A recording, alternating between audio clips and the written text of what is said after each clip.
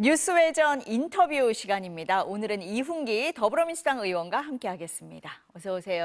네, 안녕하세요. 반갑습니다. 의원님 원내 부대표까지 맡으셔서 너무 바빠지신 거 아닙니까? 아닙니다.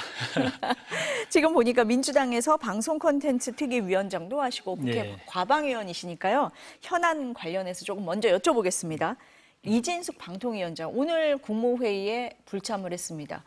대통령실에서 얘기를 했잖아요. 이번 주부터 국무회의 못 오게 하겠다. 맞습니다. 배제하겠다라고 한 게 따른 거죠? 예. 그럼요. 지난번에 이제 비서실장께서 건의를 했고, 그러니까 저번에 감사원 감사 받아갖고 주의를 받았는데도 그 국무회의 참석해서도 자꾸 정치적 중립을 위반하고, 그리고 뭐 SNS에도 뭐 그런 글을 올리고, 그래서 이제 그 비서실장께서 건의해서 대통령이 그렇게 수용을 한 것 같습니다. 예. 그런데 뭐 방통위원장이 국무회의에 당연히 참석해야 되는 참석자는 아니잖아요. 그럼요. 배석자 아닙니까? 국무회의는 국무위원들 15명에서 30명의 국무위원들 주로 뭐 총리나 장관들이 참석하고 방통위원장은 장관급의 그 방송통신위원장인데 배석하는 위치입니다. 그래서 배석자는 언제든지 대통령이 그 배석자를 배제할 수도 있고 정할 수 있기 때문에 그 여러 가지 이제 문제를 일으켰다고 생각을 하셔서 배제한 것 같습니다.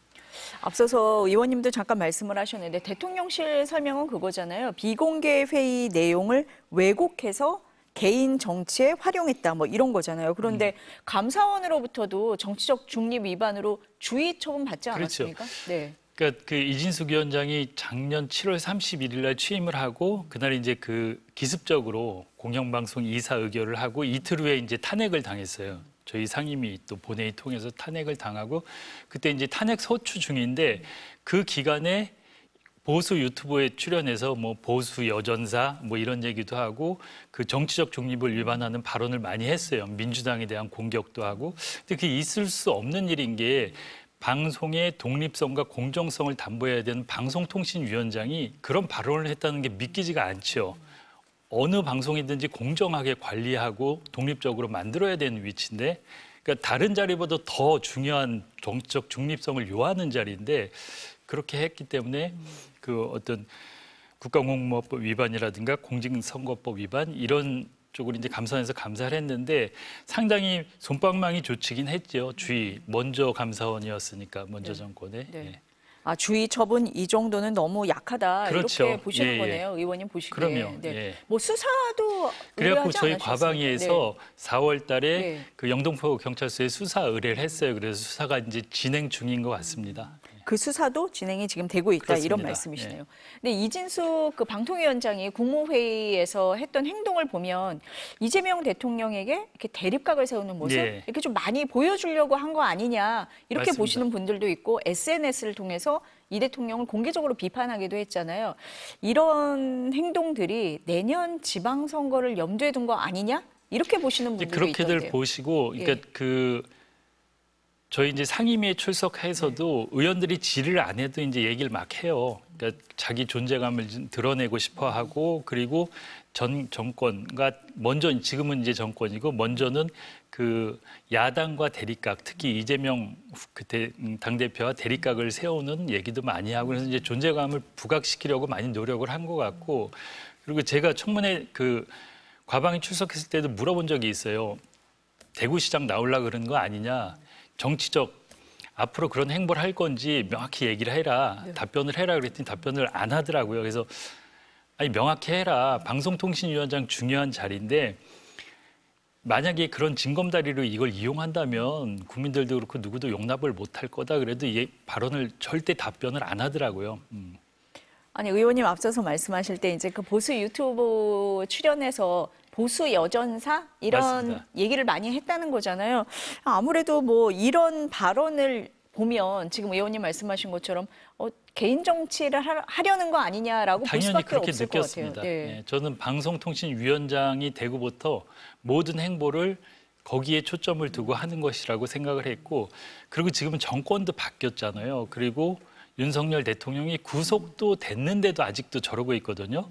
근데 저는 참 본인이 잘못 생각한다는 게 지금 국민의힘에서도 과연 이진숙 방통위원장을 받아줄 수 있을까? 그리고 그 중요한 대구시장 자리에 공천을 줄 수 있을까를 생각하면 불가능해 보이거든요. 아무도 이진숙 위원장을 도와줄 사람이 저는 없다고 생각해요. 의원님 보시기에는 국민의힘에서도 아마 수용하기는 쉽지 않을 것 상당히 같다. 부담스러운 존재죠. 그리고 대구시장이면은 국민의힘에서도 누구든지 가고 싶어하는 좋은 자리인데 과연 이진숙 위원장한테 그 자리를 줄 수 있을까 해서 저는 정말 그건 불가능하다고 봅니다. 저는. 이진숙 위원장은 그런 얘기도 했더라고요. 내 임기는 내년 8월까지다. 이렇게 얘기를 했는데 뭐 법률상으로 보면 그렇습니다. 의원님 보시기에는 어떻습니까? 지금 이진숙 위원장이 지난해 이제 청문회 때 법화 유용 대전 이제 경찰서에서 수사를 받고 있고 그리고 아까 얘기한 공무원법 위반 그게 있고 또 하나는 얼마 전에 방송통신위원회에서 하드디스크를 다량으로 파쇄했어요. 그게 증거인멸에 해당하거든요. 그래서 3가지 지금 수사를 받고 있거든요. 그래서 저는 내년 8월 임기를 채우기 전에 여러 가지 3가지 수사가 있기 때문에 법적 판단을 받지 않을까. 그리고 이거는 좋은 예가 아닌데 먼저 한상혁 방통위원장이 2003년 5월인가에 기소가 됐어요. 제어가 건으로. 그것도 아직 재판이 진행 중인데 기소가 되고 면직 처리됐거든요. 근데 이진숙 위원장이 이 3건이나 걸려있기 때문에 기소되는 건 시간 문제라고 봅니다. 그렇기 때문에 저는 임기 채우는 건 어렵지 않을까 그렇게 보고 있습니다. 법률상의 임기가 있기는 한데 지금 수사가 진행되는 건이 3개나 있기 때문에 기소 여부를 좀 지켜봐야 한다. 그리고 이 3건이 다 엄중하거든요. 앞서서 말씀하신 정치적 중립 위반만 해도 방통위원장으로서는 하면 안 되는 거다 이렇게 말씀을 맞습니다. 하셨기 때문에 다른 3건에 대해서도 좀 지켜보겠습니다. 그럼 방통위 조직 개편 합니까? 이재명 대통령이 대선 기간에 얘기했던 것도 있고 아까 방송 콘텐츠 특위에서 국정기획위원회에 제안한 내용도 있다 이렇게 알고 있는데요. 지금 이제 이게 제가 이제 방송 콘텐츠 특위에서 국정과제 제안서라고 이걸 국정기획위원회에도 드리고 저희 당 대표한테도 드렸는데 여기 보면 이제 거버넌스 관련해서 방송통신위원회 그리고 과기정통부, 문화체육관광부 이렇게 3개 부처를 어떻게 할까에 대한 거버넌스 얘기가 있어요. 뭐냐면 지금 콘텐츠 관련된 기능이 방송통신위원회 과기정통부, 문화체육부 이렇게 3분화돼 있거든요. 이걸 일원화해서 통합부서로 만들고 기존에 지금 방송통신위원회를 독립적인 위원회로 두는 방안이 하나 있고 하나는 이런 독임제 부서를 만들고 방송통신위원회를 그 안에 소위원회로 두는 방안 또 하나는 기존의 방송통신위원회를 확대하는 방안 이렇게 해서 여기 이제 3가지 방안이 들어있어요. 그래서 여기 이제 3가지 방안의 장단점을 분석해서 이 보고서에 담았고 이걸 이제 국정기획위원회에도 전달을 했고 국정기획위원회 이제 기획 파트에서 정부 조직 개편을 논의하고 있거든요. 국정기획위원회가 이제 2달 동안 가동이 되는데 그 후에 정리를 해갖고 대통령한테 보고하면 대통령께서 최종 결정을 하지 않을까. 그래서 저는 정부 조직 개편이라는 게 정권 초기에 힘이 있을 때 해야 되니까 아마 초기에 변화가 있지 않을까 싶습니다. 모을 건 모으고 좀 나눌 건 나누는 그런 작업이 필요하다 이런 말씀이신 맞습니다. 거네요. 민주당에서 개혁 얘기를 할 때 항상 말씀을 하시는 게 검찰, 사법, 언론개혁을 말씀을 하시더라고요. 언론개혁은 왜 중요하다 이렇게 보십니까? 그러니까 언론개혁이 국민들은 피부로 못 느낄 수 있는데 이런 거죠. 가령 지난해 7월 31일 날 이진숙 방통위원장이 임명되고 첫날 장화한지 부츠를 신고 가서 2시간 만에 공영방송 KBS와 MBC 이사 80명을 선임을 했거든요. 밀실에서 아주 폐쇄적으로. 그런데 그렇게 임명된 이사들은 정권의 입맛에 맞는 사람들이고 정권의 정권 유지를 위한 도구로 쓰일 수밖에 없잖아요. 그래서 공영방송이 장악당하면 국민들이 제대로 된 소식, 뉴스를 들을 수가 없는 거고 그래서 방송개혁이 필요한 거고 그 방송개혁의 핵심이 이번에 이제 상임위를 통과한 방송 3법이거든요. 그래서 방송 3법이 국회 본회의를 통과돼서 시행이 되면 저는 방송개혁의 큰 산은 넘는 거라고 생각을 하고 있습니다. 의원님 말씀하시는 언론개혁의 하나가 지금 방송 3법이고 맞습니다. 방송 3법은 그런 방송의 정치적 독립을 만드는 거다. 맞습니다. 핵심 내용을 어떤 거라고 봐야 됩니까? 예전에는 공영방송의 이사들을 정치권에서 나눠먹기식으로 했거든요. 여야 보이지 않는 비율에 그랬죠. 따라서. 그래서 예. 정권에 좌지우지되고 그랬는데 이번에는 공영방송 이사를 정치권이 한 40% 하고 어떤 시청자 단체, 또 학계, 또 변호사 단체 이런 데서 이제 그 아주 다변화해서 하거든요.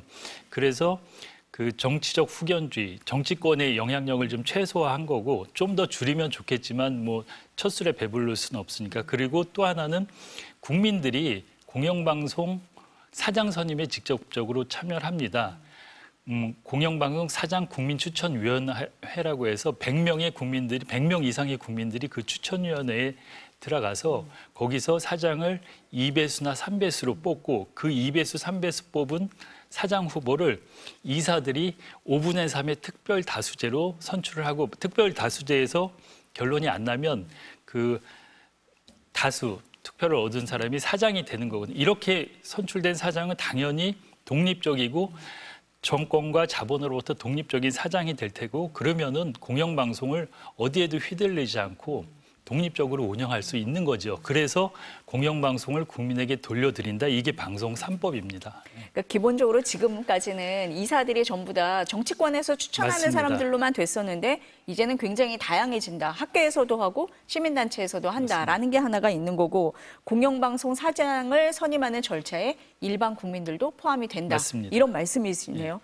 그런데 어제 그 배경훈 그 과기부 장관 인사청문회가 처음에 제대로 시작을 못했잖아요. 이유가 뭔가 봤더니 이 청문회 때문이 아니라 그 국민의힘 의원들이 최민희 위원장 독재 아웃 이런 최민희 피켓. 독재 아웃. 네, 예, 네. 예. 제가 그냥 위원장 붙였습니다. 예. 네.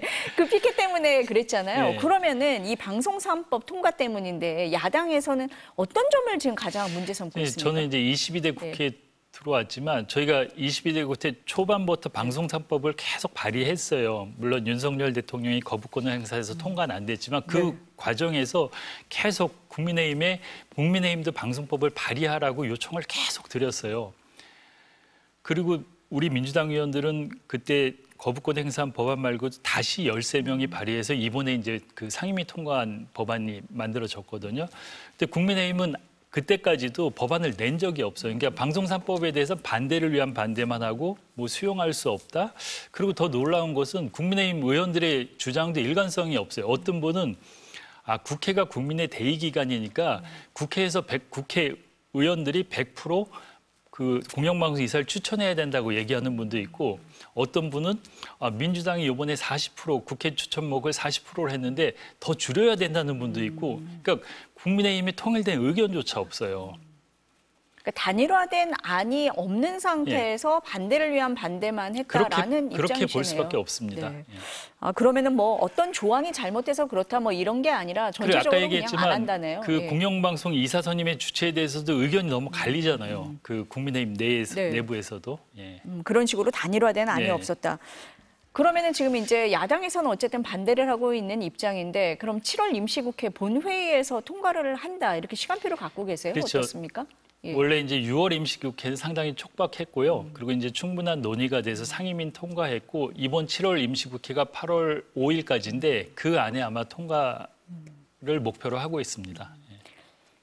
뭐 방송도 중요한데 통신도 중요하잖아요. 네, 맞습니다. 네, SK텔레콤 해킹 사태에 굉장히 관심이 맞습니다. 많으셨던 걸로 제가 알고 있는데 그 해킹 이후에 피해를 본 고객들이 통신사 옮기고 싶다라고 할 때 위약금 면제 안 해주다가 맞습니다. 바꿨잖아요. 예. 이 바꾼데 역할을 굉장히 많이 하셨다라고 들었는데. 제가 그래도 과방에서 나름 역할한 네. 사안 중에 하나인데 그 처음에는 SKT가 이 어마어마한 해킹 사고를 내고도 그 위약금 면제에 대해서 못하겠다 그랬어요. 그리고 이용 약관상 귀책 사유가 있으면 면제를 해주게 돼 있는데 근데 귀책 사유에 대해서 법적으로 다툼이 있어갖고 못하겠다고 버텼어요.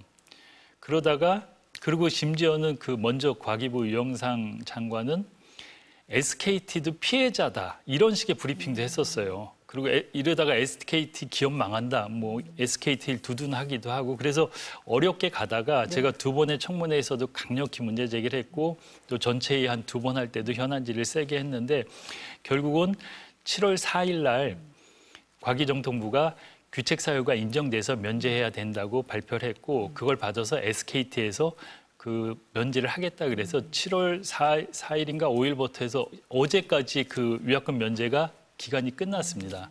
근데 이제 제가 그걸 보면서 좀 어처구니가 없었던 것은 SKT 유영상 사장이 그 국회 과방위에 출석해갖고 제가 물어봤어요. 위약금 면제라면 어느 정도 비용이 들겠냐 그랬더니 7조 원의 손실이 예상된다고 얘기해요. 7조 원. 네. 그래서 제가 지금 SKT 가입자가 2,500만이에요. 네. 전 국민의 절반인데 그중에 10% 정도가 번호 이동할 거라고 예상을 했어요. 많으면 2배, 20% 해서 500만. 500만이 번호 이동하고 여러 가지 비용을 따지면 7조 원이라 그래서 네. 되게 충격적인 발언을 하고 언론에서 그 기사를 많이 쓰면서 SK공 망할 것 같은 기사가 나왔어요. 근데 어제 이제 끝나고 마무리를 해보니까 위약금 번호 이동한 사람이 한 100만 명 되는데 다시 신규 가입자도 있어요. 실질적인 번호 이동은 한 70만 명 돼요. 그러면 1인당 평균 위약금이 10만 원 잡거든요. 네. 그럼 700억, 1000억도 안 돼요. 그래서 제가 어제 과방위 할 때 인사청문 때 그 지적을 했어요. 7조 원이라 그랬는데 실제로 700억 들었다. 100분의 1이다. 이거는 국회에 와서 SKT에서 국민들을 협박하고 우롱한 거다. 말이 안 되지 않습니까? 그리고 SKT가 지난해 영업이익이 1조 8천억이었어요. 그리고 1분기 3개월 동안 영업이익이 5,600억. 2분기에도 5천억이 넘는 영업이익을 냈고 그러면 1위통신사가 그 정도는 당연히 했어야 되는데 막 여론을 호도하고 7조 원의 손실이 된다고. 근데 결국은 결과를 보면 충분히 할 수 있는 거고 우리 국민 정서가 또 그렇게 많이 안 바꾸거든요. 네. 예. 안 해주려고 했던 것 같다는 그렇습니다. 생각이 그리고 들 수밖에 없겠는데요. 결정적으로는 네. 그 며칠인지 모르겠는데 대통령이 수석 보좌관 회의에서 법률 검토는 피해자와 국민 입장에서 해야 된다고 또 한 말씀을 하셨어요. 맞습니다. 네. 그 직후에 바뀌었어요. 국회하고 대통령실이 움직여가지고 결국은 그리고 뭐 저도 SKT가 해준 거네요. 과기부 장관이 예. 왔을 때 그 얘기를 했어요.